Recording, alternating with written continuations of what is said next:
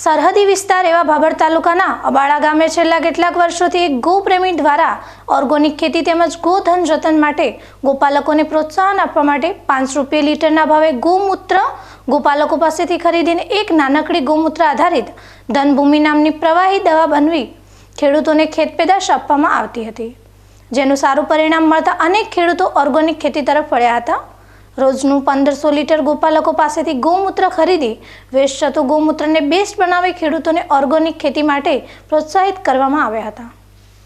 નાની એવી 1500 લીટર ગૌમૂત્રમાંથી પ્રવાહી જૈવિક ખાતર બનાવતા યુનિટ સામે ગોપાલકોને વધુમાં વધુ ગૌમૂત્ર વેચાણ અર્થે આવતા હવે રોજનું 10,000 લીટર ગૌમૂત્રમાંથી પ્રવાહી જૈવિક ખાતર બનાવી શકે તેવી ક્ષમતાવાળી ભાભર નજીક દેશની સૌપ્રથમ ગૌમૂત્ર ડેરી આવતીકાલે ગુજરાત વિધાનસભા અધ્યક્ષ શંકરભાઈ ચૌધરી, રાજકોટ સંસદ સભ્ય પુરુષોત્તમભાઈ રૂપાલા, પૂર્વ કેન્દ્રીય મંત્રી ડોક્ટર વલ્લભભાઈ કથરિયા અને પરમ પૂજ્ય બ્રહ્મ સાવિત્રી સિદ્ધ પીઠાધીશ્વર જગતગુરુ બ્રહ્મ ઋષિ તુલસારામ મહારાજની ઉપસ્થિતિમાં ખુલ્લી મૂકવામાં આવનાર છે। આ બાબતે ગૌમૂત્ર ડેરીના ડાયરેક્ટર ભાવેશ પુરોહિતે જણાવ્યું હતું કે રોજનું 10,000 લીટર ગોપાલકો પાસેથી ગૌમૂત્ર ખરીદી ગૌમૂત્ર અને અન્ય ઔષધિઓ ભેળવી પ્લાન્ટ દ્વારા પ્રોસેસ કરીને પ્રવાહી જૈવિક ખાતર બનાવી ખેડૂતોને વેચાણ આપી ઓર્ગેનિક ખેતી માટે પ્રોત્સાહિત કરવામાં આવશે અને આ ડેરીના માધ્યમ થકી છેવાડાના ગોપાલકોને રોજગારી મળશે તેમજ ગોવર્ધન થશે, જેનાથી ખેડૂતો વધુ ગાયોને પાળશે એવા ઉદ્દેશ્યથી આ પ્લાન્ટ ઊભો કરવામાં આવ્યો છે।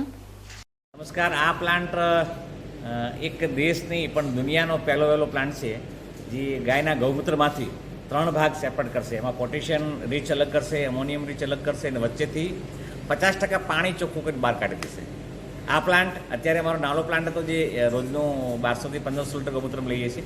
આ પ્લાન્ટમાં લગભગ અમે 10,000 થી 12,000 લીટર ગૌમૂત્ર રોજનું લઈ શકશું, જે આગામી 17 તારીખે પરમ દિવસે જ આપણે એનું ઉદ્ઘાટન કરવાનું છે। 10,000 લીટર ગૌમૂત્ર લેશું તો અમે રોજના 5 રૂપિયાના હિસાબે 50,000 રૂપિયા સુધી રોજ ખેડૂતોને આપશું। મહિને લગભગ 15 થી 18 લાખ રૂપિયા ગૌમૂત્રના દર આપશું।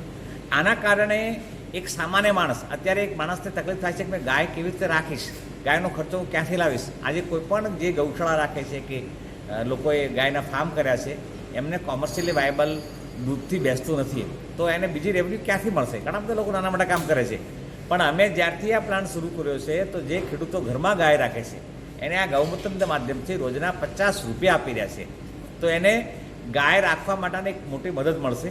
આવનારા સમયમાં હજી ઘણા બધા રિસર્ચ એમાં બાકી છે, ગૌમૂત્રમાંથી વેલિડેશન અમે કરી રહ્યા છે, તો ગૌમૂત્રનો ભાવ હજી મેં વધારશું તો લોકોને સહેલાઈથી ગાય રાખવામાં સુવિધા થશે અને ગાય રહેશે તો એક સમગ્ર રૂપથી ખેતીને મોટું પોષણ મળશે। ગાય વગર ખેતી સંભવ નથી। આપણે પ્રાકૃતિક ખેતીની વાતો તો કરીએ પણ ગાય જ નહીં હોય તો કેવી રીતે કરીએ?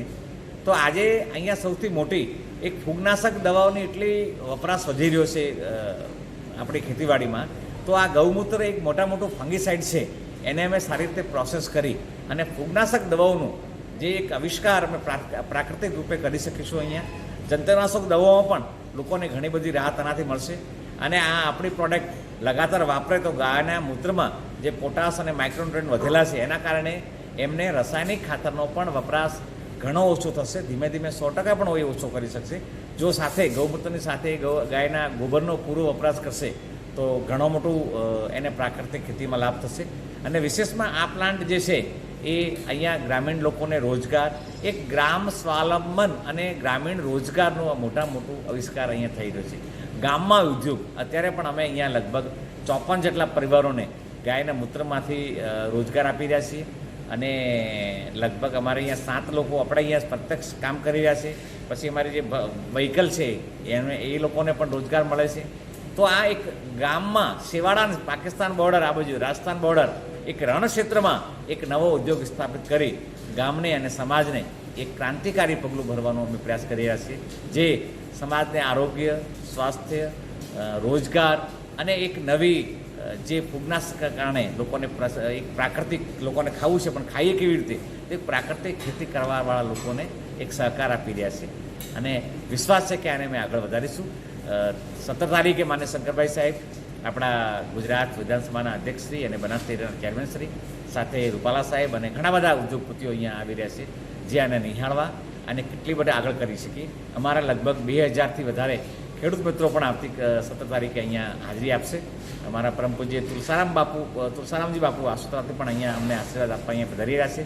તો હું આપના માધ્યમથી બધા મિત્રોને પ્રાર્થના કરું છું કે આપ બી અહીંયા પધારો અને અમને સહકાર અને અમારા ઉત્સાહ વધારો.